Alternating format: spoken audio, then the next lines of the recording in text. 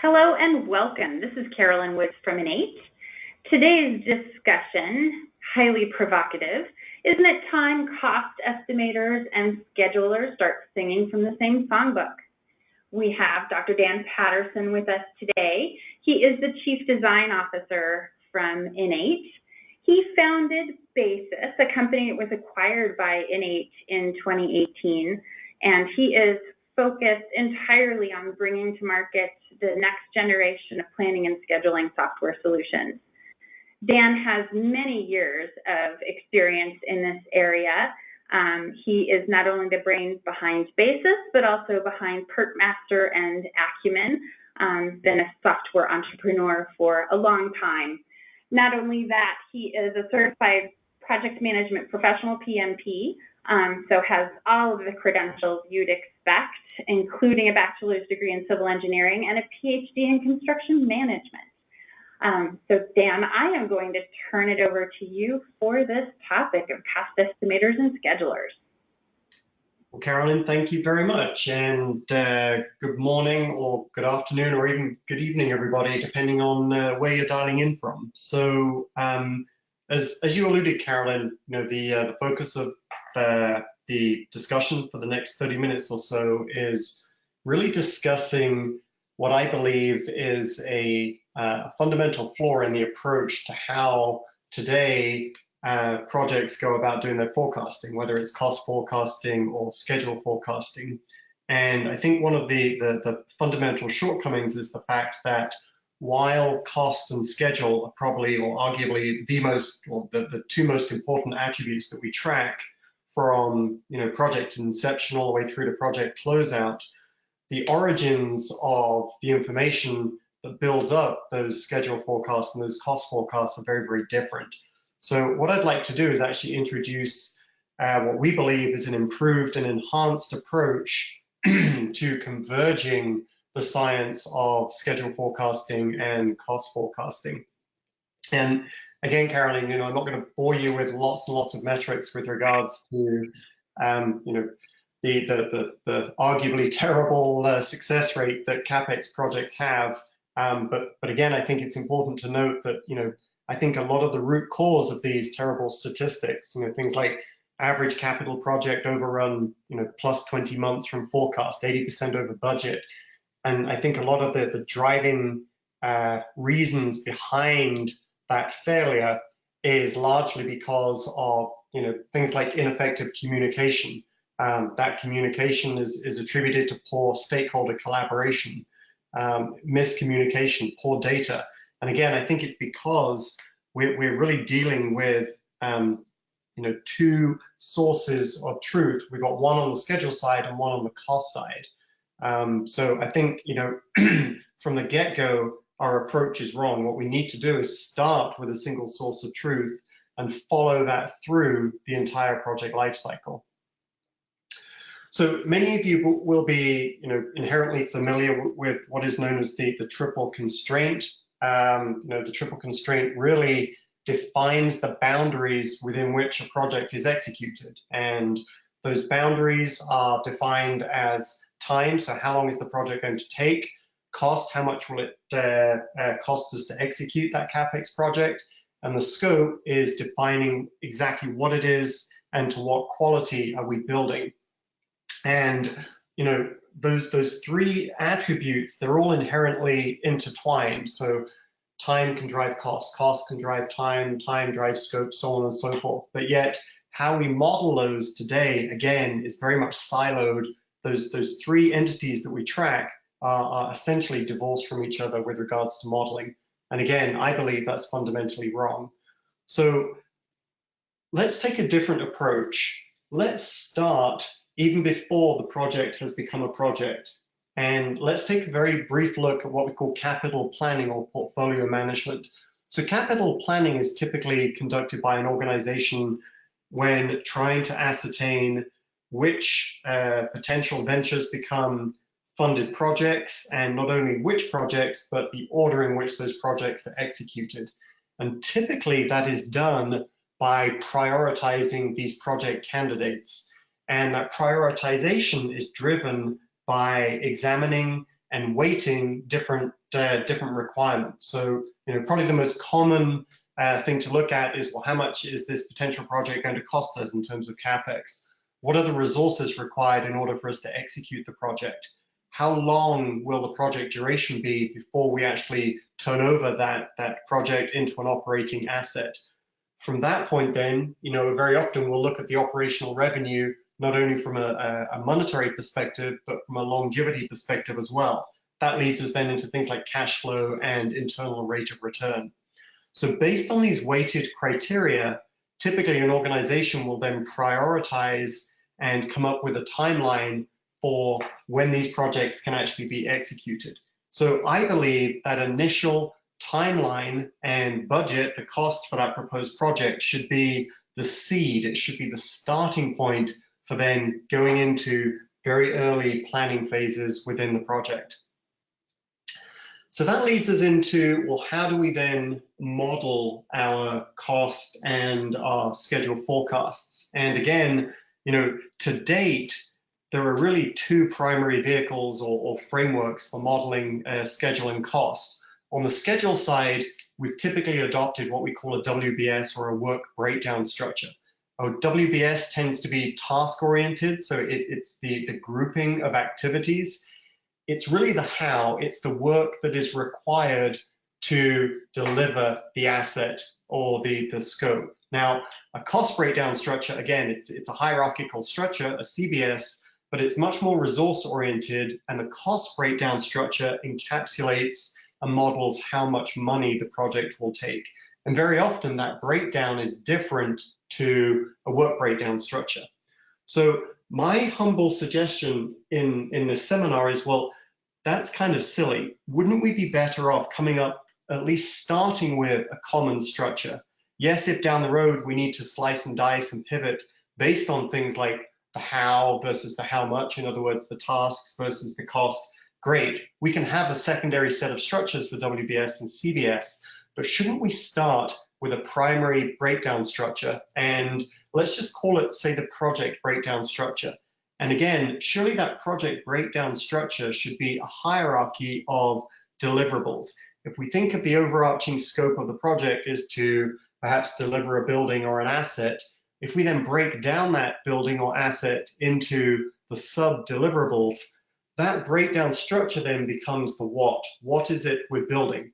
Essentially, or ultimately, as an owner organization, I care less about the how and I care more about the what, because at the end of the day, I am asking the contractor to deliver that deliverable. I'm asking them to deliver the what. So I am more interested in tracking my project through this common project breakdown structure than I arguably would be using a disparate WBS and CBS.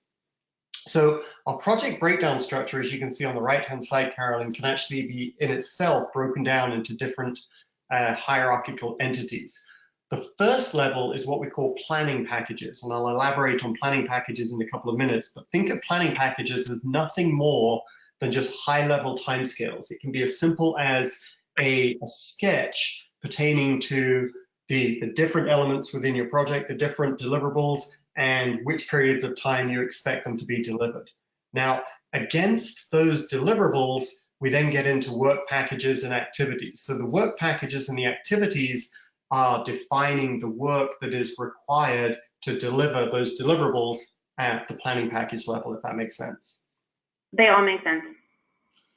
So again, let's walk through that process now from top down all the way down to our very detailed activity planning. And when I talk about activities, I don't just mean durations, I also mean, what is the cost of that work as well.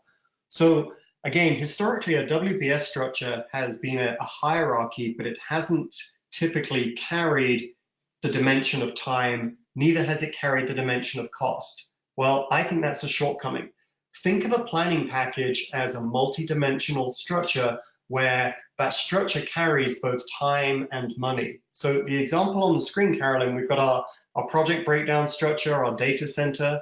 It's broken out into pre-construction, procurement, construction, so on and so forth. And then these time-scaled elements. And these time-scaled elements are simply just top-down, high-level estimates as to how long we think these elements will take. So they're not driven by logic, there's no CPM, there's no scheduling, it's simply a high-level timescale. Just rough. Now, let's add another layer of information to that timescale. Now, if we are focused on developing a deliverable-based structure, which then rolls up to our overarching project scope, then what we need to do against those planning packages is define those deliverables. So as you can see on the screen here, against that project structure in the Gantt chart on the right, we're actually defining not only deliverables, but where relevant, the quantity of deliverables as well. So under the permitting element, we've got 7 permits that are required as deliverables on this project, 16 design documents. When we get down to construction, we're actually defining how much acreage of early site work is required, how many cubic yards of concrete are needed for the foundation work.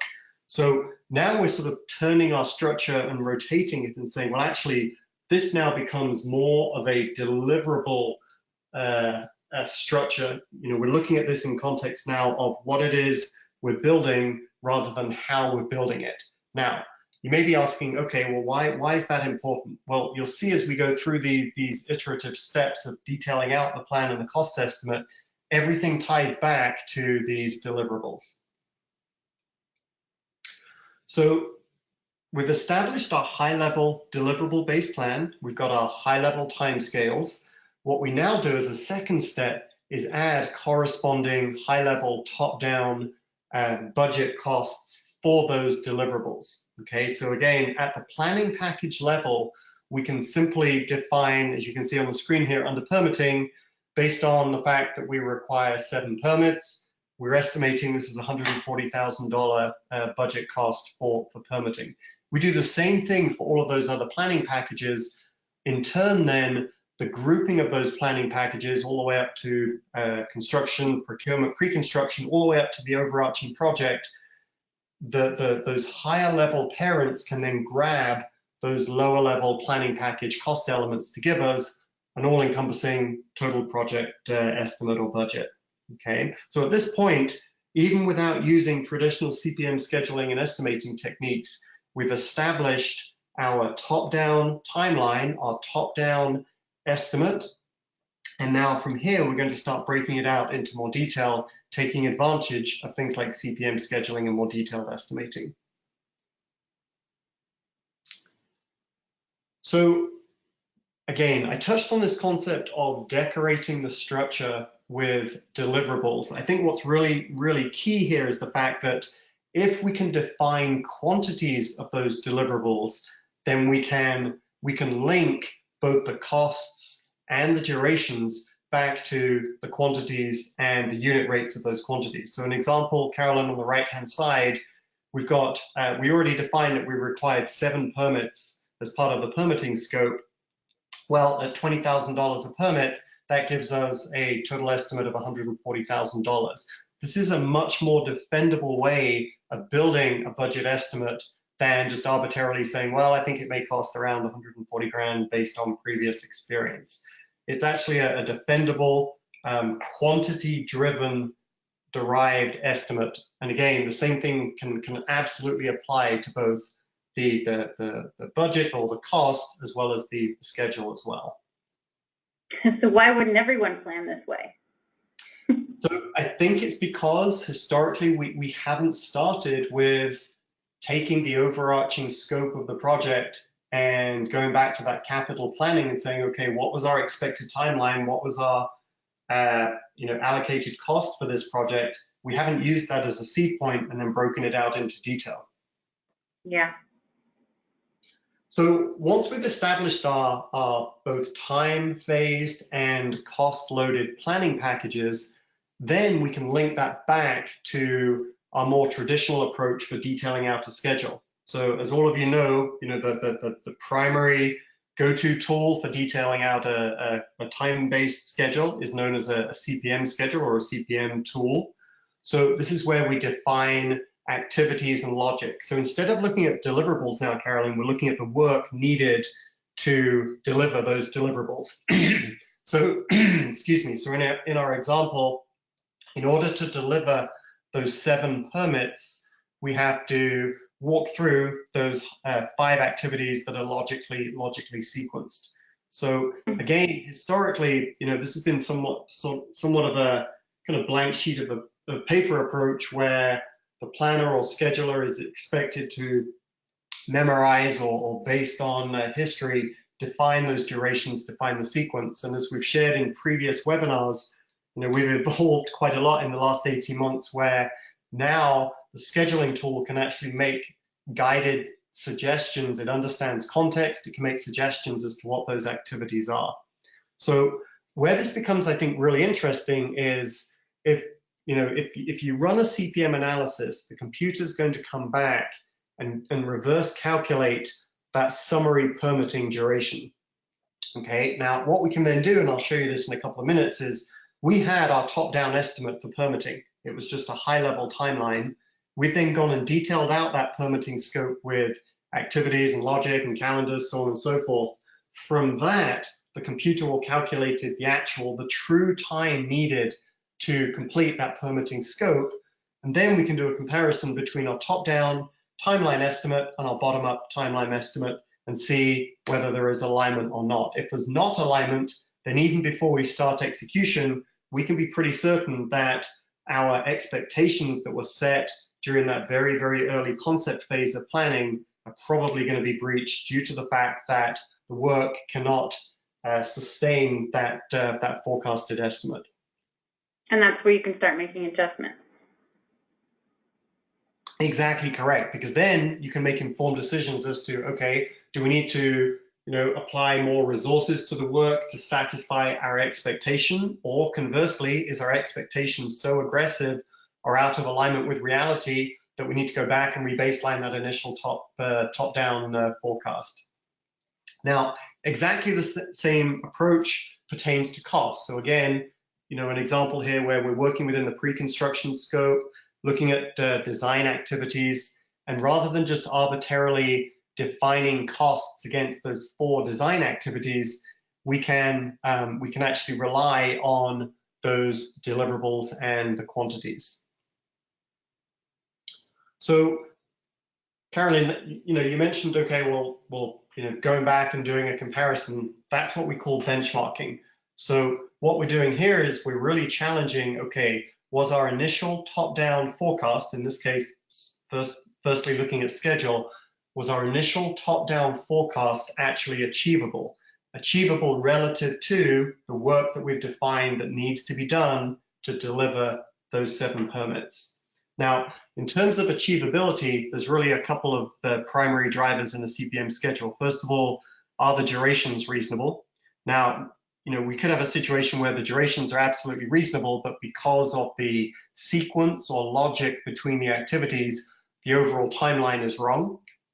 And so the 3 examples on the screen here, and Carolyn, just to tune you in as to the color coding, you'll notice in the Gantt chart, we have a combination of colored boxes. So we have some green boxes here for design and permitting. There is an orange box here for procurement and fabrication delivery. So these boxes represent phasing. So in other words, have we got the right phase of work established in our project? So here, design and permitting is absolutely okay with regards to sequential phase. Where we get into problems though, look, is in procurement.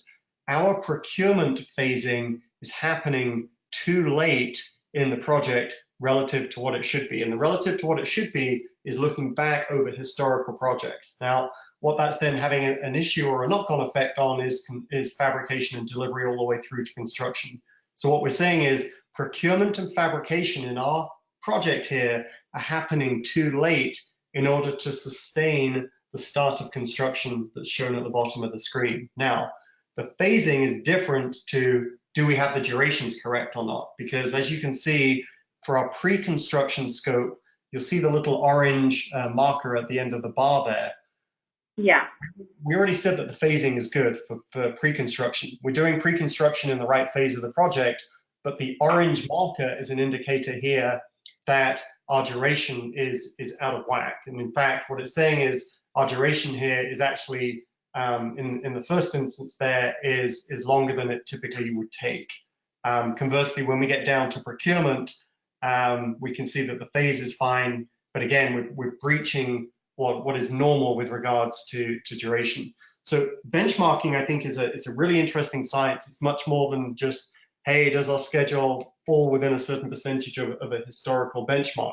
It's much more subtle and important than that. It's, first of all, do we have our durations correct? And secondly, is the order and sequence of work correct to uphold correct phasing within the project? And if it's not right, it jumps right off the page. Exactly. And again, when we link this back to cost, if you remember, we started off doing our top-down cost estimate, and then the activities now are going in the other direction. Those activities roll up to give us our bottom-up cost. Again, when we look at our design example, our initial design cost, or our initial top-down design cost, was $240,000. Well, the detailed activities summate up to $190,000. So what it's showing here is that our top-down cost was actually an over-egged estimate. So as you're continuing this iterative path of building out both cost and schedule, it's really useful to be able to see how that aligns, or in this case, misaligns with your initial very early phase forecast, so that again, you either reset expectations with your stakeholders, or you go back to your detailed plan and say, okay, we can use fewer or more resources, we can resequence the work, we're either over or under budget, we're either over or under schedule.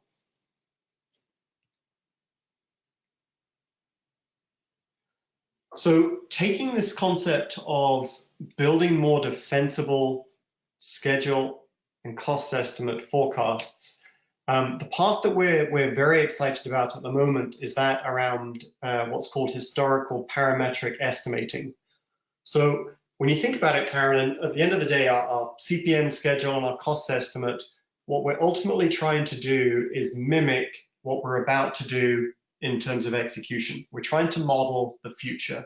Well, if we know the quantities of work that are involved, then shouldn't we be able to go back and look at our historical productivity rates? So productivity rates with regards to how long things took and how much money it took to execute.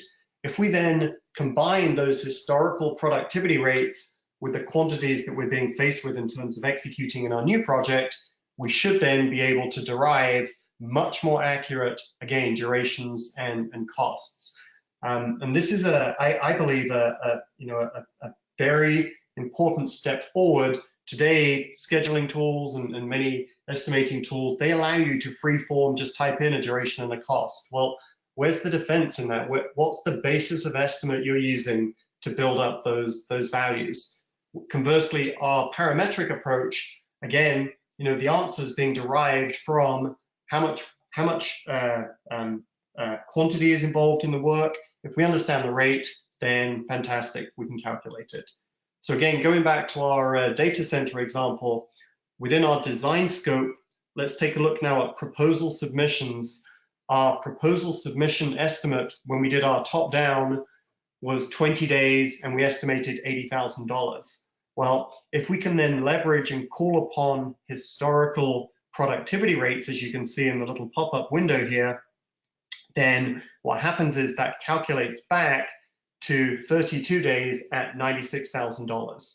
So we were relatively close in our top-down estimate, but based on the fact we understand the quantities and we can leverage those historical productivity rates, of course we're going to move forward with the derived version of the truth, which is 32 days at $96,000. So what does that mean? It means we need to go back and reset expectations with regards to schedule. There's a 12-day delta, and there's a $16,000 delta with regards to cost. Now, you may argue, well, we now have to go back and say that we were wrong. No, we're going back and saying, as we detail out and firm up our forecast, we're getting a better hold on that future look forward. That's a much better approach than just burying our head in the sand and marching forward at a 20-day 80K estimate, knowing that we're going to blow through that in reality. Anything we can do to make our plan, again, schedule plan, cost plan, forecast, more accurate up front has to be a good thing, because then that sets us up for success during execution if we walk forward with our 20-day 80K estimate, even before we've started day one of execution, we've underestimated what it's really going to take to do that work. And why do that? Exactly.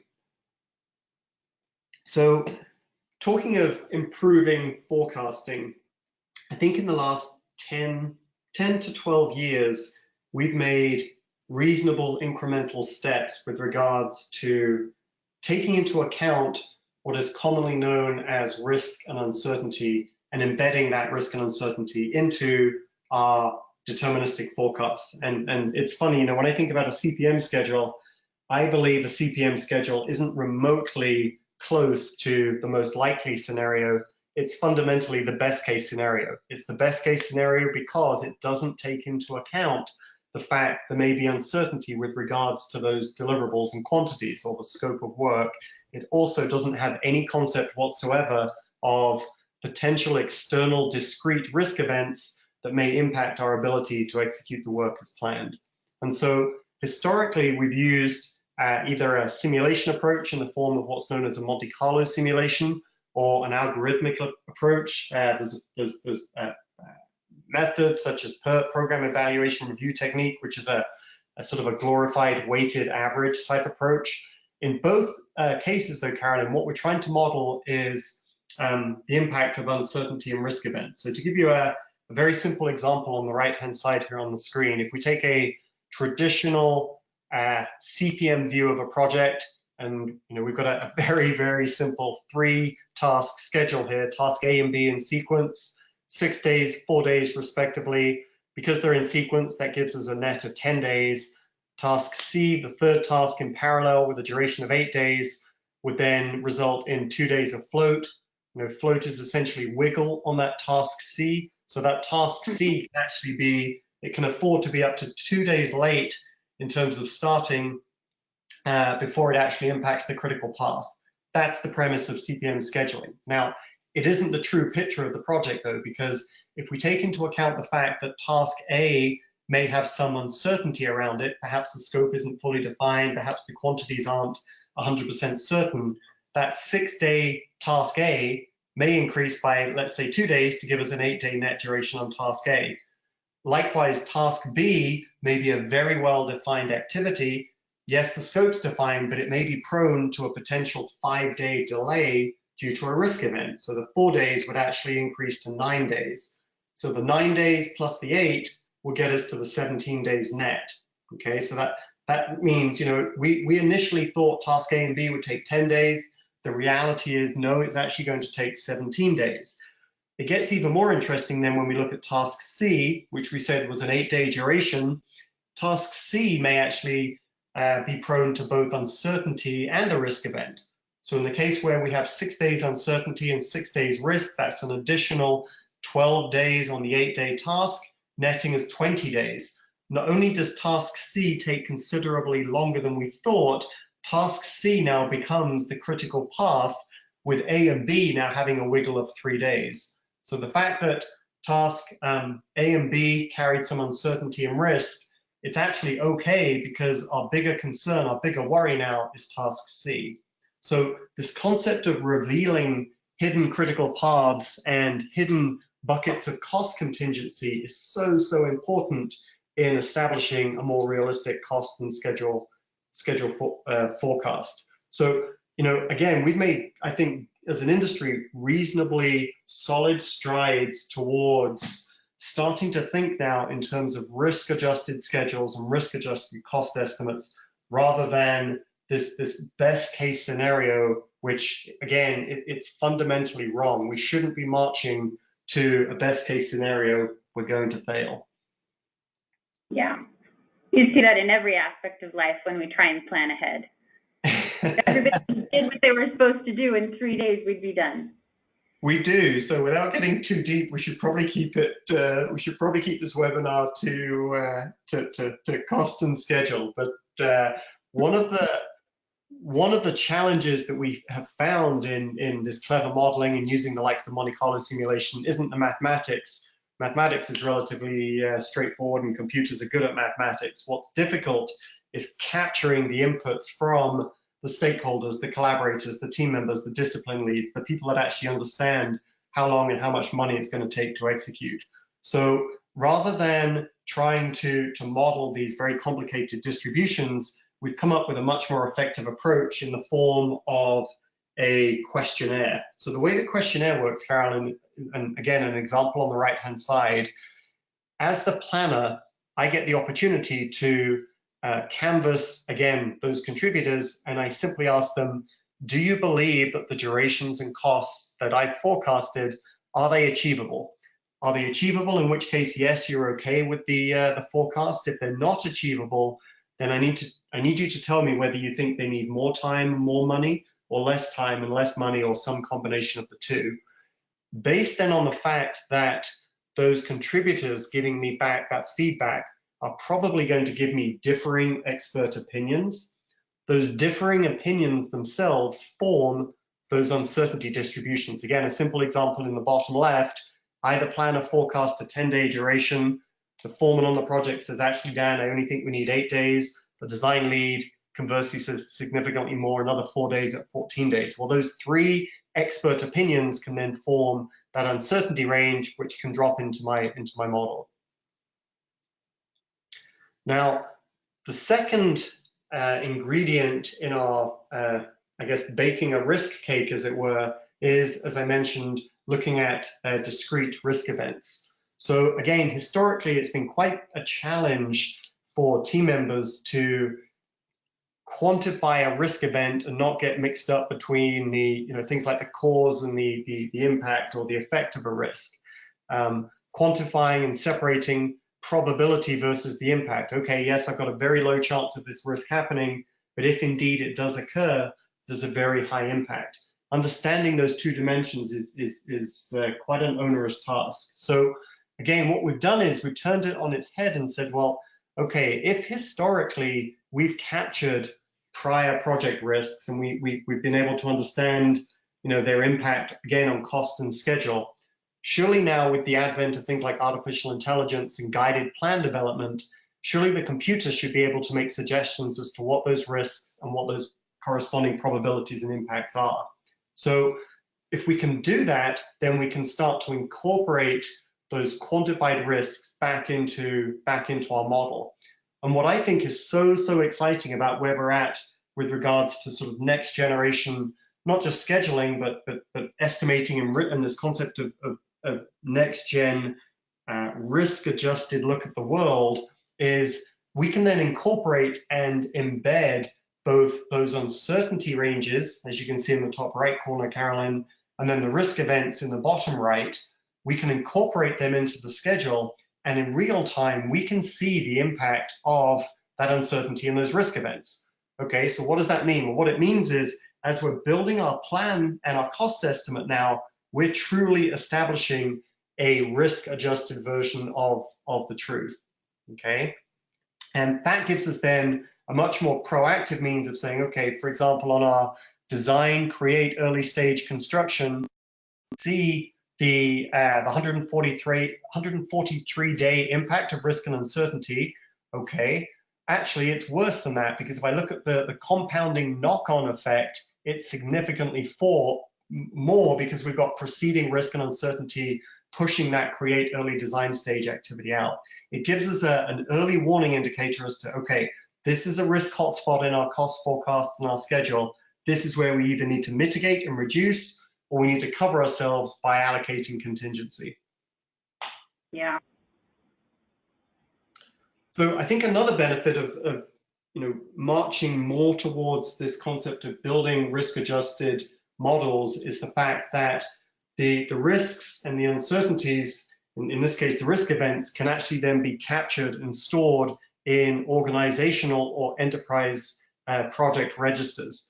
And again, historically, I think many projects have used what we call risk registers. Let's take that to the next level and let's broaden it. It's not just risks that we're capturing. It's negative risk, yes, in the form of threats, but it's also positive risk in the form of opportunities. Having unknown opportunities embedded into our cost estimate and schedule is just as important as identifying the bad things that could potentially happen. Let's track issues. Let's track action items. things like schedule change requests. All of this then becomes much more of a collaborative environment in which we're building our forecast. So kind of taking a step back and looking at our journey. So we started off looking at capital planning. We established the overarching timeline or time slot, if you like, for our project. We ascertained the budget for that project. We then broke that down into our project breakdown structure. We then further broke that down into planning packages. We identified activities. Those activities then got grouped into work packages. Those work packages then carried both time and cost. And if you remember, Carolyn, they weren't just arbitrary top downs. We'd flipped it and said, okay, well, let's now take the bottom up time and cost estimates and roll that all the way back up. We've taken into real numbers. Yep, and then we've taken into account risk and uncertainty. So we're at the point now where we've now got a much more defendable, realistic, risk-adjusted time forecast and cost forecast. Now, I'm not pretending or advocating that this is the stopping point. I still inherently believe there is massive value in continuing to manage your project, whether it's further detailing out in terms of planning or, when we get into execution, it's capturing status and then looking at things like performance, whether it's schedule performance or on the cost side, more often we're going to use things like earned value and look at, how much value have we earned versus the plan versus the actualized, things like that. So the idea in our methodology here is that you can actually then take the risk-adjusted, again, cost and schedule forecast that we've developed in the InEight solution and feed it back into your existing tool of choice, whether that tool of choice is an InEight estimating or scheduling tool, or perhaps a third-party tool. It absolutely doesn't matter.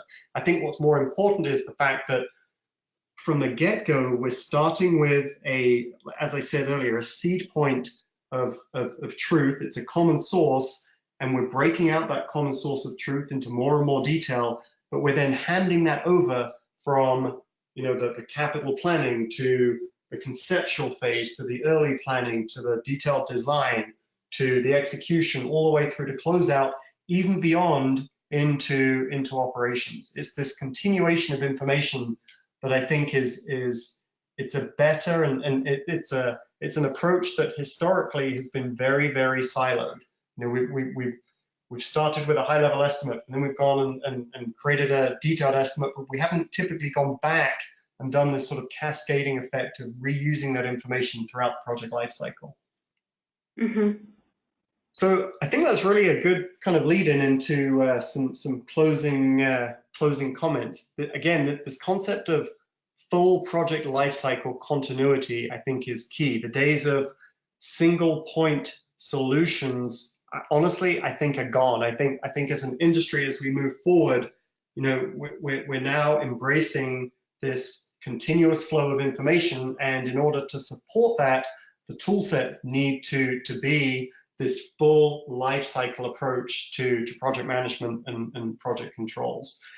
I think another really exciting emerging trend, and trust me on this one, this trend is not going away, is the fact that irrespective of whether we're dealing with schedule forecasting or cost forecasting, the fact that now we are building those forecasts relative or against a model, I think is very, very exciting. So again, when you think of it in a very simplistic sense, the model, whether it's a 3D model or perhaps a more fundamental two-dimensional drawing, that model is our best ability at representing reality. It is a model of what we are wanting to build. Now, if that model is a forecast of reality in terms of what we're about to build, that model then will reflect things like the quantities of materials and the quantities of structures. From that, imagine if we can then automatically scrape those quantities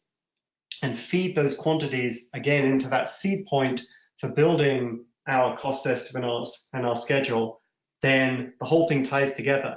And as I showed 20 minutes ago, Carolyn, this concept of building your time and costs on those planning packages, if those planning packages themselves are deliverable based, deliverables carry quantities, well, boom, the quantities can come from the model.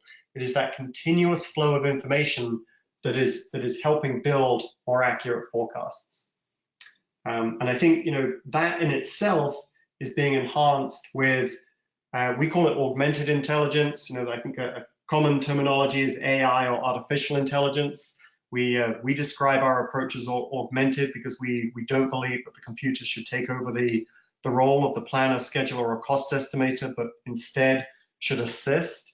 I think the combination of AI and model-based forecasting it's probably the most exciting change in our industry in the last 20 years. And again, I think because of that, our outlook and our philosophy behind how we schedule and how we cost estimate, it's the same science and it's absolutely converging. And so again, I think this is a very, very exciting point in time. And I think, computing technology is now enabling the likes of us as project management software vendors to provide you, the practitioners, with this next generation of tools that will ultimately drive more realistic cost estimates and more realistic schedule forecasts. Yeah, big leaps forward.